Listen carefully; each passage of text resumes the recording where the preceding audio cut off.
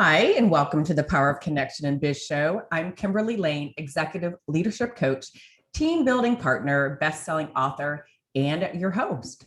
Today's guest is CEO of Octain Growth Systems, which is a strategic planning consulting firm which improves the profitability, productivity, and operating efficiency of B2B mid-market companies. How does she do that? By leveraging 6 key market accelerators that create a repeatable system for revenue generation. What are these 6 key market accelerators? 1, product development. 2, customer satisfaction. 3, brand visibility.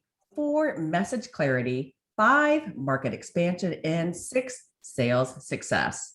This formula has created, on average, 33% increase in revenue growth for her clients in over 22 different industries.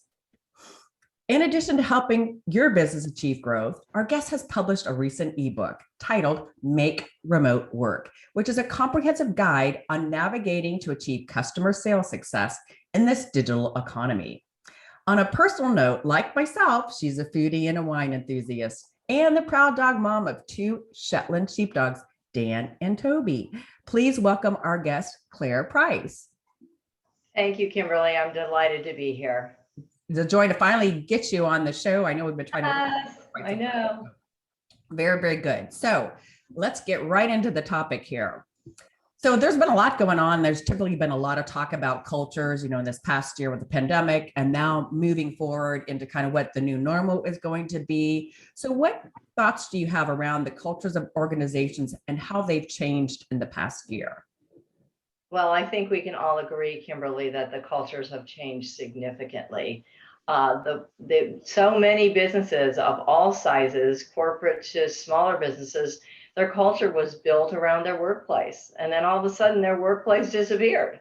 So that meant that the culture went out the door with the people and their laptops and their cell phones in many respects. I think some of the good news around that was the opportunity for companies to look at the way their culture had somewhat organically developed over the years and to say there are things about that culture that we want to change and give them the opportunity to make those changes. I also think that given the emphasis that we have in the world today on the diversity, inclusion, and equity, that this also gives people an opportunity to pursue some of those goals, which frankly, if they were still in their cemented workplace environments, they probably wouldn't do.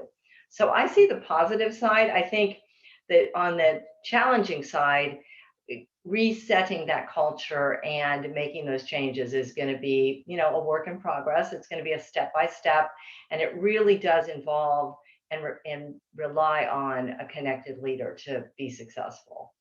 So kind of what you're saying is it's almost like we have an opportunity to stop and restart. And we've been giving this break opportunity because everybody's left the office. And now that we're all returning to the office, it's an opportunity to adopt something new and to really look at what is the culture we want to create? What is the community essence of belonging or inclusion and all those, key words and key terms that are really important now as we're getting people back into the office, right? Absolutely. And I think it's important too that one of the main things is that people, especially the leadership team, and by that I don't just mean the C-suite, but the managers at the management level, which are almost sort of right at the trench line, if not a little bit in the trenches themselves, can really have a positive impact. They need to be intentional. Otherwise, the culture is just gonna sprawl like urban suburban sprawl if they don't really make it intentional. What's going to be the framework of our culture? What are going to be our core values? How are we going to live our core values and really make sure that our customers not only hear about them but really see them in action? So along that whole intention, I think that's a really good word because it's really it puts thought into what we're actually going to implement in our action. What would be the intentions around levels of engagement across the organization in between those leaders and their teams?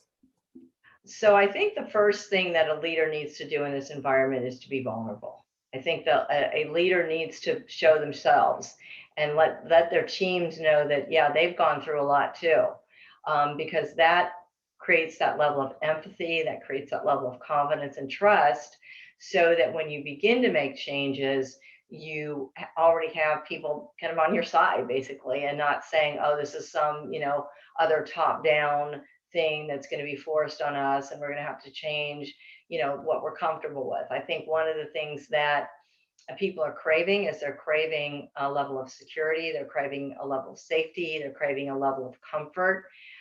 So I would really encourage leaders at all levels to go slow, take it step by step, and really engage every level of your organization in making the changes. I would encourage them to put a framework together, to actually have something written about the way their culture should evolve, or start with the end goal. What does our culture want to be for our customers and our employees right now? What's the face we want to present?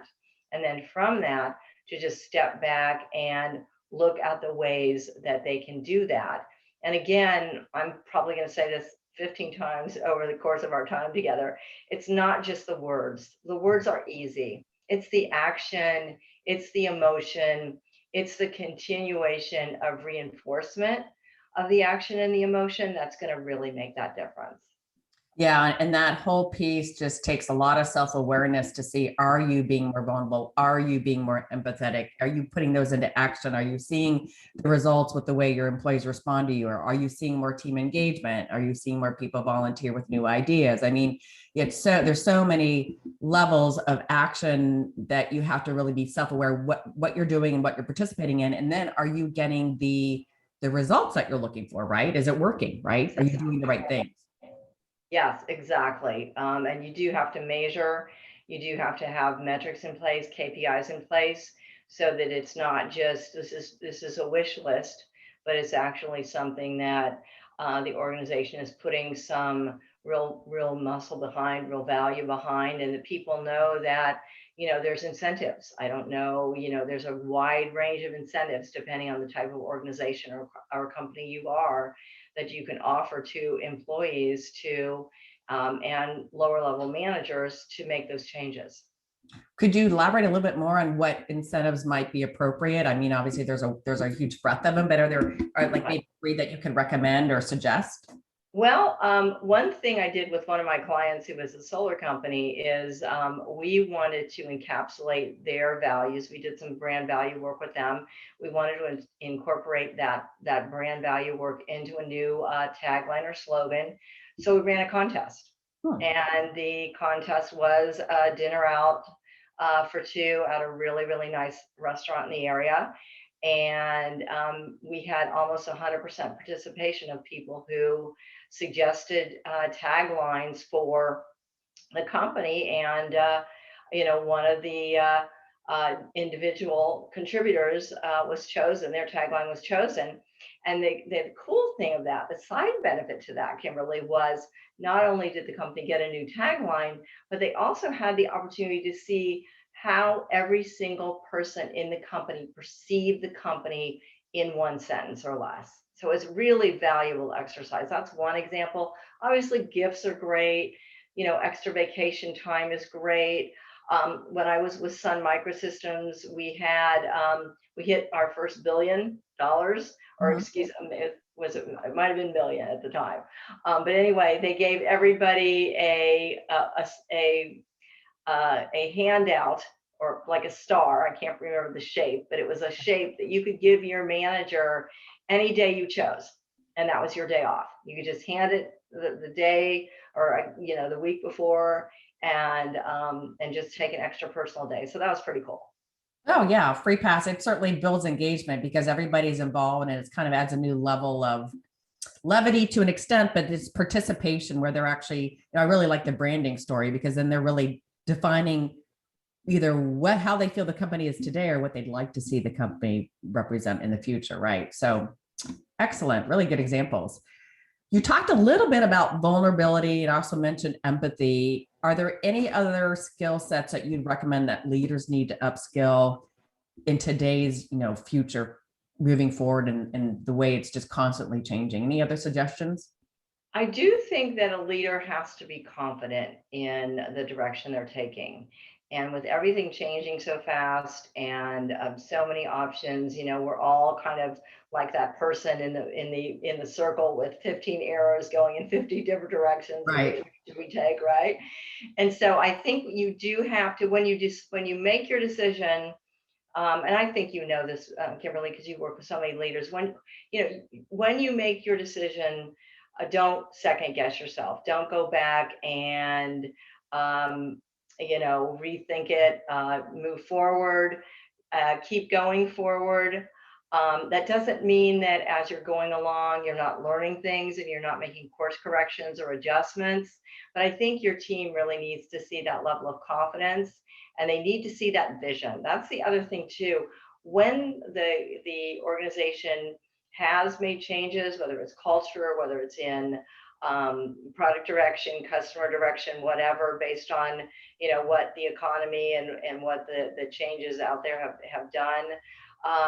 Cast that vision for your employees, for your managers, and make sure that they really get that this is something that the company wants to build around. It's not just a one thing like a direction, an order, a directive.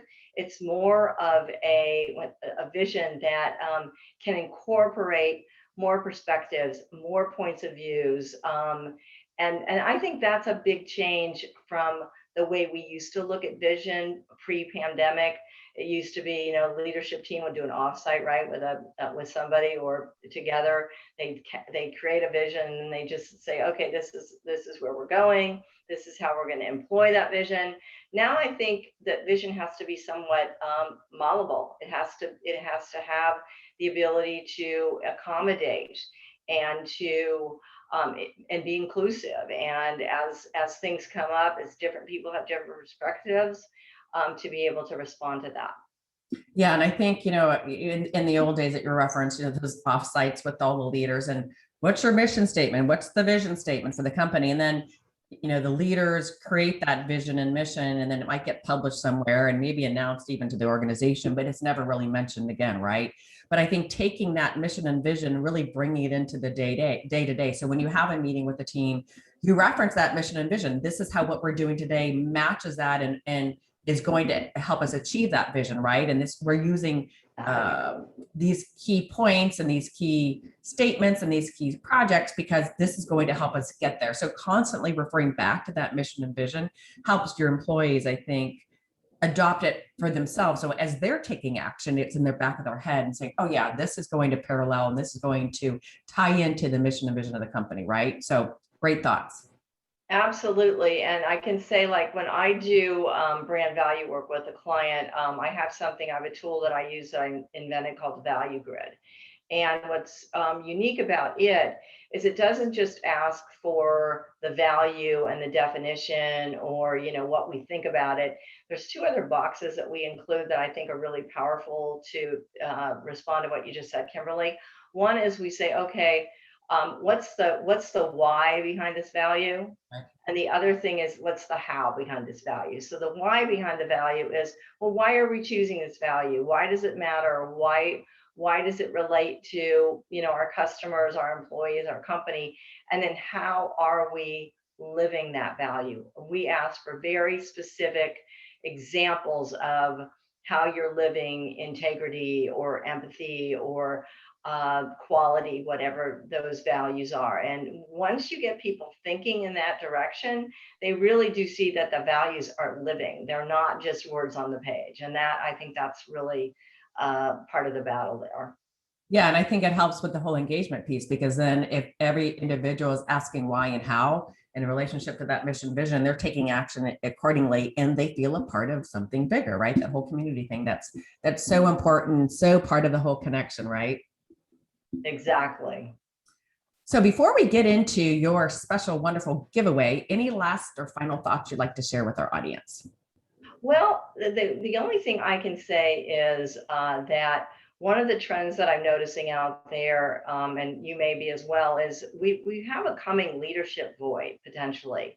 And the reason for that is in the last year to a year and a half, a lot of our younger leaders have not gotten the training that they would normally get in a regular day-to-day, workplace environment.